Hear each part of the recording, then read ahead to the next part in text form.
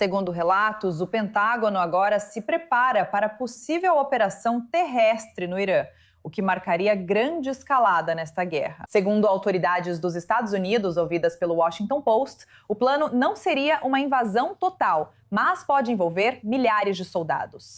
As reportagens apontam forças especiais e infantaria convencional fazendo incursões prolongadas ao longo ou pela costa do Irã, próxima ao Estreito de Hormuz.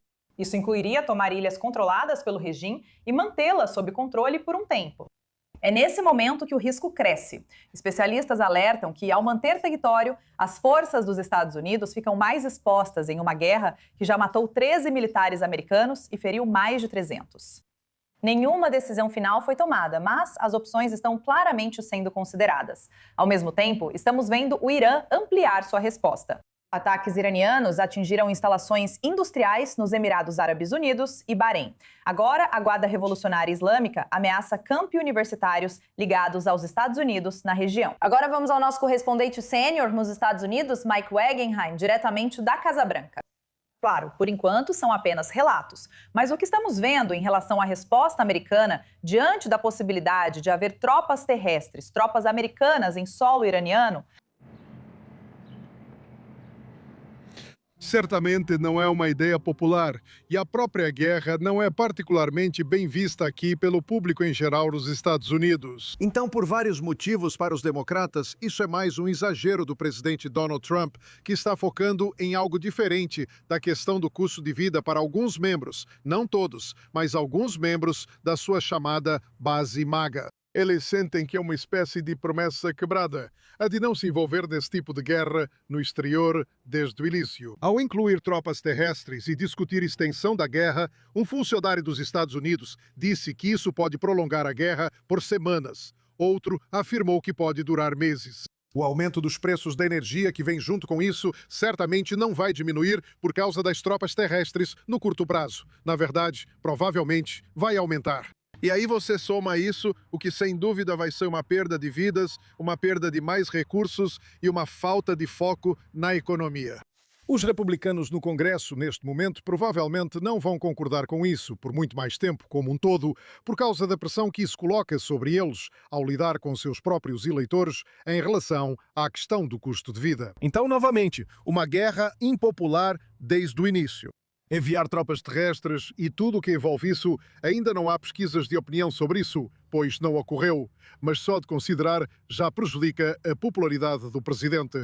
Fique conosco, voltamos já, Mike. Vou chamar nossos analistas no estúdio. Jacob, quero saber rapidamente, quais são os objetivos finais? Por que enviar tropas terrestres agora e qual o efeito disso? Acho que estamos em um ponto em que todos os lados vão calcular se precisam escalar o conflito ou se existe uma saída. Agora, o que os americanos estão dizendo é o seguinte: veja, o CENTCOM não está se preparando para essa guerra há apenas um dia. Eles têm planos de contingência caso a fase de ataques aéreos não faça o regime iraniano concordar em abrir o Estreito de Hormuz. Na prática, abrir o Estreito de Hormuz é uma questão, assim como cessar lançamentos de mísseis contra Israel, aliados do Golfo e bases americanas. Se o regime insistir em continuar, os americanos dizem: tudo bem, temos planos de contingência prontos. A ilha de Karg é por onde passam 90% das exportações do Irã. Isso iria devastar a economia iraniana. Também há declarações do próprio presidente sobre atacar a rede elétrica iraniana e basicamente mergulhar a República Islâmica na escuridão. Então, essas opções estão sendo colocadas na mesa. Mas, ao mesmo tempo, o presidente dos Estados Unidos está sinalizando muito claramente que, se houver uma saída possível, ele está interessado. Certo, o que me leva a você, Dan. Estou interessada em ouvir sua opinião sobre se isso é apenas uma tática de negociação, considerando as conversas que estão acontecendo agora entre a República Islâmica e os Estados Unidos, ou se isso pode, no fim das contas, se tornar realidade. Atualmente, tudo é tática de negociação, mas certas coisas são inegociáveis. Como sempre, a pergunta é: quais os objetivos? É uma vitória para o Irã que agora se discuta publicamente que eles devem parar de atacar Israel e reabrir o Estreito de Hormuz, pois esses problemas não existiam antes da guerra. Isso significaria que o Irã está conseguindo o que quer. A discussão agora parece não ser mais sobre o que os Estados Unidos estão exigindo do Irã. E isso, por si só, já é uma vitória iraniana. E é por isso que vemos muito claramente que houve uma virada psicológica aqui. Porque nos primeiros dias da guerra, os iranianos sofreram golpes tão impressionantes e pareciam tão em desvantagem que se falava, se não em mudança de regime, ao menos em rendição. O fato de o regime sobreviver por um mês e, neste ponto, ter mudado a discussão para encontrar uma forma de encerrar o que foi o contra-ataque deles, já é por si só uma vitória para eles, que os faz sentir que estão vencendo a guerra. Temo por Trump agora, pois ele precisa transformar isso em vitória antes das eleições de meio de mandato, após o preço pago. Não creio que possa ceder à chantagem de Hormuz ou aos mísseis contra aliados. Isso sugere uma possível escalada, que pode envolver a apreensão da Ilha Harg ou de outros ativos.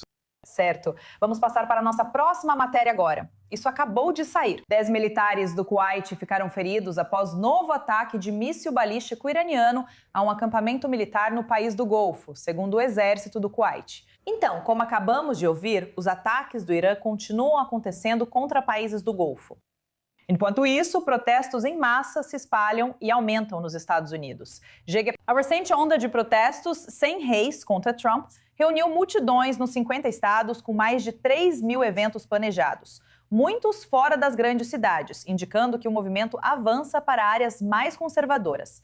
Os protestos são motivados pela indignação com a gestão de Donald Trump na guerra com o Irã, aumento dos combustíveis e preocupações com o poder executivo. Os organizadores afirmam que a participação cresce em áreas suburbanas e republicanas, com alta de quase 40% em pequenos eventos comunitários desde o início do movimento.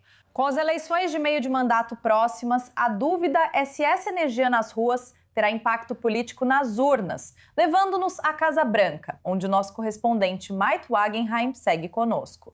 Sabe, estamos vendo esses protestos se expandirem. Quão significativo é essa mudança politicamente? E os protestos são tão grandes quanto estão sendo retratados nas manchetes internacionais? Tenha em mente que, como esses protestos são tão espalhados, mais de 3 mil locais aqui nos Estados Unidos, cerca de 3 mil ao redor do mundo, fica difícil verificar, independentemente, sabe, os totais. Mas os organizadores dizem que são mais de 8 milhões. Isso faria vez o segundo maior protesto de um único dia na história dos Estados Unidos. O anterior, ou recorde de todos os tempos, foi o Dia da Terra, há muitas décadas atrás. Mas, além disso, acho que o que você mencionou sobre a disseminação para áreas mais rurais e quase por definição conservadoras, certamente seria motivo de preocupação para a Casa Branca. Olha, não acho que eles estejam focados apenas nesses protestos em particular, mas isso faz parte do clima geral que está presente no país neste momento. Nas últimas eleições especiais e disputas para governador, a tendência tem favorecido os democratas. Até mesmo um democrata venceu no distrito de Mar-a-Lago de Donald Trump, lá na Flórida, há apenas algumas semanas. Se você olhar para outros lugares, verá republicanos renunciando em massa aos seus cargos no Congresso agora, querendo sair correndo antes que temam que os democratas vão assumir o controle. Então, os números em si contam apenas uma pequena parte da história do que é uma preocupação maior para os republicanos neste momento. Com esse impulso nas eleições de meio de mandato, que candidatos os republicanos podem apresentar? Tentar afastar o que se espera ser uma onda azul bastante forte que está por vir? O quanto esse movimento trata da guerra com o Irã e quanto é frustração geral com o governo? E o que isso pode significar para Trump nas eleições de meio de mandato? Como pode ficar o restante da presidência, se elas não saírem como planejado? É difícil quantificar e separar cada questão, mas lembre-se, essa não é a primeira onda dos chamados protestos No Kings. Esta já é a terceira rodada e as outras duas aconteceram bem antes da guerra do Irã. Existem outras questões principais como imigração, preocupações com o custo de vida, com saúde, com os custos de moradia, coisas desse tipo.